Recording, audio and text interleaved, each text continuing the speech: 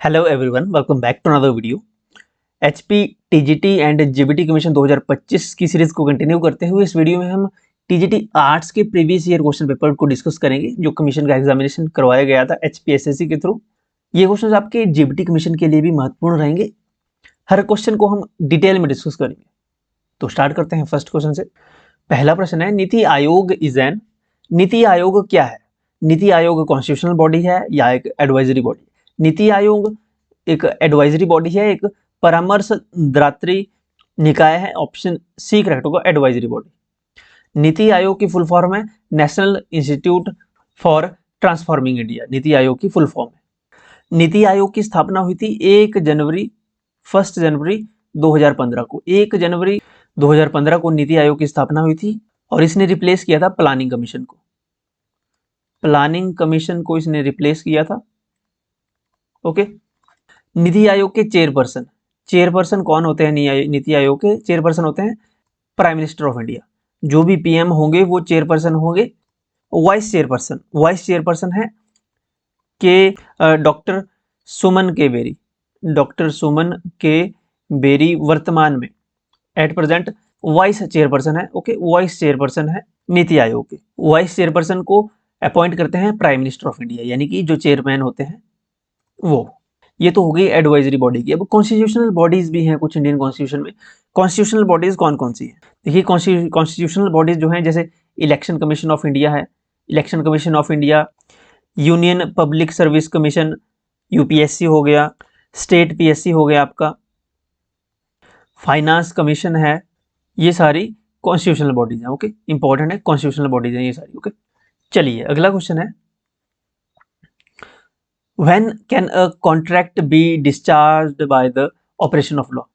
कब किसी संविदा का उन्मोचन कानून के परिचालन के लिए किया जाता है?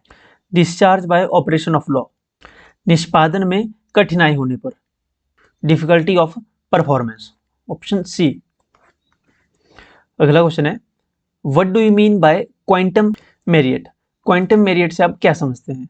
क्वांटम मेरिट एक फ्रेज के रूप में भी यूज किया जाता है। इसका मतलब है, इसका लिटरली मीनिंग है as much as earn. As much as earn. Okay, option B correct होगा। नेक्स्ट क्वेश्चन है, insurance sector in India is regulated by. Insurance sector in India is regulated by. Insurance sector is regulated by I R D A. I R D A की full form है insurance regulatory development authority. Insurance regulatory development authority, I R D A regulate करता है insurance sector को। I R D A एक statutory body है। Okay, statutory body है, ध्यान रखें। आईआरडीए एस्टेब्लिश हुआ था 1999 में। 1999 में आईआरडीए एस्टेब्लिश हुआ था। ऑप्शन में दिया गया है सेबी। सेबी की फुल फॉर्म है the securities and exchange board of India. Securities and exchange board of India, ये सेबी की फुल फॉर्म है। ये नॉन स्टैट्यूटरी बॉडी है और इसकी स्थापना जो है 1988 में हुई थी। 1988 में सेबी की स्थापना हुई, लेकिन बाद में इसे एस्टेब्लिश किया गया था एज अ स्टैट्यूटरी बॉडी। जब इसे एज अ स्टैट्यूटरी बॉडी से एस्टेब्लिश किया गया था, उस समय टाइम था 30 जनवरी 30 जैन 1992 को सेबी को as a statutory body establish किया गया था। ओके, इससे पहले ये नॉन स्टैट्यूटरी बॉडी थी 1988 से 1992 तक। Reserve bank of India, RBI. RBI की स्थापना 1935 में हुई थी। 1935 में आरबीआई की स्थापना हुई थी। आरबीआई भारत के सभी बैंकों को रेगुलेट करता है। इंडियन बैंकिंग सिस्टम में एक रेगुलेटरी बॉडी है। आरबीआई का हेडक्वार्टर मुंबई के महाराष्ट्र में है। मुंबई में। वर्तमान में गवर्नर कौन है आरबीआई? आरबीआई के वर्तमान जो है एज प्रेजेंट गवर्नर है वो है संजय मल्होत्रा जो है करंट गवर्नर है आरबीआई के। नेक्स्ट क्वेश्चन है, finance commission is constituted under which article of constitution of India? Finance commission की स्थापना यानी वित्त आयोग का गठन भारतीय संविधान के किस अनुच्छेद के अंतर्गत किया गया है? आर्टिकल 280। आर्टिकल 280 संबंधित है वित्त आयोग के फाइनेंस कमीशन से संबंधित है आर्टिकल 280। ऑप्शन बी करेक्ट होगा, 280। फाइनेंस कमीशन कैसी बॉडी है? ये एक कॉन्स्टिट्यूशनल बॉडी है finance commission. First finance commission 1951 में डॉक्टर भीमराव अंबेडकर के द्वारा सेटअप किया गया था। फर्स्ट फाइनेंस कमीशन 1951 में। Okay, doctor B R Ambedkar के द्वारा। बी आर अम्बेडकर उस समय क्या थे? उस समय ये लॉ मिनिस्टर थे, कानून मंत्री थे भारत सरकार में। एट प्रेजेंट कौन सा फाइनेंस कमीशन चल रहा है? तो फाइनेंस कमीशन 16वां फाइनेंस कमीशन चल रहा है। हेड कौन है 16th फाइनेंस कमीशन के? 16th फाइनेंस कमीशन के हेड हैं 16th फाइनेंस कमीशन के हेड हैं चेयरपर्सन जो है doctor Arvind Panagariya. Okay, doctor Arvind Panagariya वर्तमान में फाइनेंस कमीशन ऑफ इंडिया के चेयरमैन है। 16वें। यहाँ पे ऑप्शन में आर्टिकल 368 दिया गया है। 368 कौन सा आर्टिकल है? Article 368। Article 368 368 is related to power of parliament to amend the constitution, यानी संविधान संशोधन आर्टिकल 368 के अनुसार होता है। संविधान संशोधन आर्टिकल 368। नेक्स्ट क्वेश्चन है, भारत में मर्चेंट बैंकिंग सेवा आरंभ की गई वर्ष? किस वर्ष भारत में मर्चेंट बैंकिंग सेवा आरंभ की गई? Merchant banking service in India were started in the year 1967 में। 1967 में भारत में मर्चेंट बैंकिंग सेवा आरंभ की गई थी। ऑप्शन ए करेक्ट होगा। अगला क्वेश्चन है, निम्न में से कौन सी एक गैर बैंकिंग वित्तीय संस्था है? Which of the following is not a non banking financial institution? First option है दिए गए हैं हमारे पास small industries development bank of India. तो ये bank non banking financial institution है। नबार्ड भी एक नॉन बैंकिंग फाइनेंशियल इंस्टीट्यूशन है, लेकिन पीएनबी एक वाणिज्यिक बैंक है। यहाँ पे पूछा था कौन है, नहीं है, तो पीएनबी नहीं है, non banking financial institution. Okay, option C correct होगा। नबार्ड यहाँ पे ऑप्शन में जो दिया गया था इसकी फुल फॉर्म पूछ ली जाती है कई बार, तो नबार्ड की फुल फॉर्म है नेशनल बैंक फॉर ए से agriculture rural development, agriculture and rural development, national bank for agriculture and rural development, NABARD. NABARD जो है ये एस्टेब्लिश हुआ 1982 में। 1982 में नबार्ड की स्थापना हुई थी। ओके, नेक्स्ट क्वेश्चन है, चारकोतलिक और stone copper phase continued up to about, chalcolithic अथवा पाषाण ताम्रकाल जारी रहा लगभग कितने बीसी तक? जो स्टोन कॉपर फेज है वो कंटिन्यू रहा। स्टोन कॉपर एज 200 बीसीई से 800 बीसी तक रहा। ऑप्शन ए करेक्ट होगा। अगला क्वेश्चन है, rice cultivation is associated with the Harappan site of, rice cultivation Harappa सभ्यता के किस स्थान से संबंधित है? चावल की खेती, rice cultivation is related to Lothal. Option B correct होगा, लोथल से संबंधित है चावल की खेती। देखिए, लोथल में चावल की खेती के अवशेष मिले हैं। यहाँ पे लोथल को लघु हड़प्पा कहा जाता है। लोथल को लघु हड़प्पा कहा जाता है, लोथल को, या फिर लघु मोहनजोदड़ो भी कहा जाता है लोथल को। ओके, लोथल जो साइट है इसकी खोज 1954 में हुई थी। 1954 में इसकी खोज की गई थी लोथल साइट की, जो हड़प्पन साइट है लोथल। रोपड़ जो साइट है हड़प्पन साइट, इसकी खोज 1953 में हुई थी, 1953 में। यज्ञदत्त शर्मा ने रोपड़ साइट की खोज की थी, और जो लोथल है इसकी खोज की थी SR राव ने। कालीबंगा साइट ये राजस्थान में है। इसकी खोज 1961 में हुई थी, और किसने की थी? बीबी लाल ने। बीबी लाल द्वारा कालीबंगन साइट की खोज की थी। बीबी लाल के साथ बीके थापर भी थे। बीके थापर और बीबी लाल द्वारा कालीबंगा साइट की खोज की गई थी। कालीबंगा साइट जो है ये घग्गर नदी के पास है, घग्गर नदी के तट पर स्थित है कालीबंगा। कालीबंगा में जोते हुए खेत के साक्ष्य मिले हैं। ओके, जोते हुए खेत के यहाँ पे साक्ष्य मिले हैं, और यहाँ पे काले रंग की चूड़ियाँ मिली हैं। काले रंग की यहाँ पे चूड़ियाँ मिली हैं, जिस कारण इसका नाम कालीबंगा है। ओके, काले रंग की चूड़ियाँ। सिंधु घाटी सभ्यता की जो पहली साइट थी हड़प्पा साइट की खोज की थी 1921 में दयाराम साहनी द्वारा हड़प्पा सभ्यता की खोज की गई थी सर्वप्रथम, जो हड़प्पा साइट है। ओके, इसके बाद मोहनजोदड़ो साइट ये भी पाकिस्तान में है। इसकी खोज 1 साल बाद 1922 में की गई थी रखालदास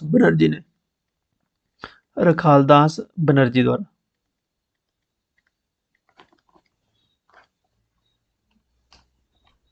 नेक्स्ट क्वेश्चन है, द ऋग्वेदा कंटेन्स, ऋग्वेद में निहित है ईश्वर के समान ऋचाएं किए जाने हेतु यज्ञ लोगों के द्वारा अपनाने के हेतु रीति रिवाज या वैदिक काल का साहित्य। ऋग्वेद में क्या लिखा गया है, क्या निहित है ऋग्वेद में? Hymns in honour of the gods, ईश्वर के सम्मान में ऋचाएं लिखी गई हैं ऋग्वेद में। ओके, ऋग्वेद सबसे पुराना वेद है, ऋग्वेद सबसे पुराना वेद माना जाता है। नेक्स्ट क्वेश्चन है, संगम युग के प्रमुख देव थे। The chief deity of Sangam age was, Sangam age के प्रमुख देव थे मुरुगन देव। ओके, ऑप्शन बी करेक्ट होगा, मुरुगन देव। मुरुगन को तमिल गॉड के नाम से भी जाना जाता है, तमिल गॉड। अगला क्वेश्चन है, हिनसैन ने कंबोज राज्य का वर्णन किया। कंबोज राज्य का वर्णन हिनसैन ने किया राजपुरा के रूप में, as a Rajpura. Okay, Kamboj as a Rajpura, option D correct होगा। अगला क्वेश्चन है, बौद्ध धर्म में त्रिशूल आकार का प्रतीक प्रदर्शित नहीं करता। त्रिशूल आकार का प्रतीक प्रदर्शित नहीं करता बौद्ध धर्म का निर्वाण को। ओके, ऑप्शन बी करेक्ट होगा, यहाँ नहीं करता पूछा गया, तो निर्वाण को प्रदर्शित नहीं करता है त्रिशूल आकार का प्रतीक। धम्म, संघ और बुद्ध को प्रदर्शित करता है, लेकिन निर्वाण को प्रदर्शित नहीं करता है। नेक्स्ट क्वेश्चन है, which of the following is not a sea port in Mauryan times. निम्नलिखित में से कौन सा एक मौर्य के काल में समुद्र पतन नहीं था? ताम्रलिप्ति ये पोर्ट था, ताम्रलिप्ति ये वेस्ट बंगाल में है, ईस्टर्न कोस्ट। बारूकछा, बारूकछा भी एक सी पोर्ट था मौर्यन टाइम्स में, गुजरात में। सुप्रका, सुप्रका महाराष्ट्र में है ये पोर्ट था, यानी कि ओके। लेकिन पैथन कोई भी पोर्ट नहीं है। ओके, पोर्ट नहीं है पैथन, ऑप्शन डी इसमें करेक्ट होगा। यहाँ पूछा था कौन सा नहीं था। नेक्स्ट क्वेश्चन है, who is responsible for the development of the Indian theatre by introducing the use of the curtain. Curtain यानी यवनिका प्रयोग की शुरुआत द्वारा भारतीय रंगमंच के विकास के लिए कौन जिम्मेदार है? Greeks, the Greeks are responsible for introducing the concept of stage curtain in Indian theatre. Okay, Indian theatre में जो स्टेज पे जो कर्टन लगता है, इसको इंट्रोड्यूस करने का रिस्पॉन्सिबल जो है ग्रीक्स है। Okay, Greek, option C correct होगा। नेक्स्ट क्वेश्चन है, the Samkhya system was propounded by, Samkhya दर्शन को प्रस्तुत किया गया था, सांख्य दर्शन को प्रस्तुत किया गया था कपिल के द्वारा, ऑप्शन बी करेक्ट होगा, कपिल। सांख्य सिस्टम, सांख्य फिलॉसफी के प्रोपाउंडर हैं कपिल, कपिल मुनि के नाम से भी जाता है, कपिल मुनि। पतंजलि है फाउंडर योगा के, योगा के फाउंडर है पतंजलि। अगला क्वेश्चन है, the founder of Rashtrakuta kingdom was, Rashtrakuta साम्राज्य के संस्थापक कौन थे? राष्ट्रकूट साम्राज्य के संस्थापक दंतीदुर्ग थे, ऑप्शन डी करेक्ट होगा, दंतीदुर्ग। दंतीदुर्ग द्वारा राष्ट्रकूट किंगडम की स्थापना की गई थी, राष्ट्रकूट साम्राज्य की स्थापना की गई थी। नेक्स्ट क्वेश्चन है, the Suhrawardy order was established mainly इन, सोहरावर्दी संघ मुख्यतः स्थापित किया गया था, सोहरावर्दी संघ मुख्यतः स्थापित किया गया था उत्तर पश्चिम भारत में, ऑप्शन डी करेक्ट होगा, उत्तर पश्चिम भारत। अगला क्वेश्चन है, हु री इंट्रोड्यूस्ड द जागीर सिस्टम, जागीर व्यवस्था को, जागीर सिस्टम को पुनः किसने लागू किया गया था? तो जागीर व्यवस्था को फिरोज शाह तुगलक ने पुनः स्थापित किया था, पुनः व्यवस्थित कर दिया था, इसको लागू कर दिया था Firoz Shah Tughlaq, option B correct होगा, फिरोज शाह तुगलक। अगला क्वेश्चन है, who defeated Humayun at the battle of Chausa in 1539, 1539 में चौसा की लड़ाई में किसने हुमायूं को पराजित किया था? हुमायूं को शेरशाह ने हराया था चौसा की लड़ाई में सन 1539 में, ऑप्शन ए करेक्ट होगा, शेरशाह ने। चौसा कहाँ है? चौसा बिहार में है, जो आज का बिहार है वहां पे है चौसा। शेरशाह सूरी और हुमायूं के बीच में ये बैटल हुई थी। नेक्स्ट क्वेश्चन है, in which year did the East India Company established a factory in Bengal, किस वर्ष ईस्ट इंडिया कंपनी ने बंगाल में फैक्ट्री स्थापित की थी? ईस्ट इंडिया कंपनी ने बंगाल में अपनी फैक्ट्री स्थापित की थी 1651 में, 1651 में बंगाल में हुगली नामक स्थल पे,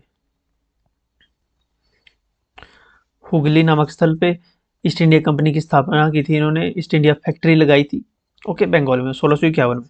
okay, so that's it. Next questions हम नेक्स्ट वीडियो में डिस्कस करेंगे। आप हमें फॉलो कर सकते हो टेलीग्राम, व्हाट्सअप, इंस्टाग्राम पे, इन सभी के लिंक वीडियो के डिस्क्रिप्शन और फर्स्ट कमेंट में आपको मिल जाएंगे। चैनल को सब्सक्राइब कर लें, अपना फीडबैक आप कमेंट सेक्शन में लिख सकते हो, या आप पर्सनली भी इंस्टाग्राम पे हमें फॉलो करके यहाँ पे मैसेज कर सकते हो। अगर आपका कोई क्वेश्चन है, कोई डाउट है, कोई फीडबैक है।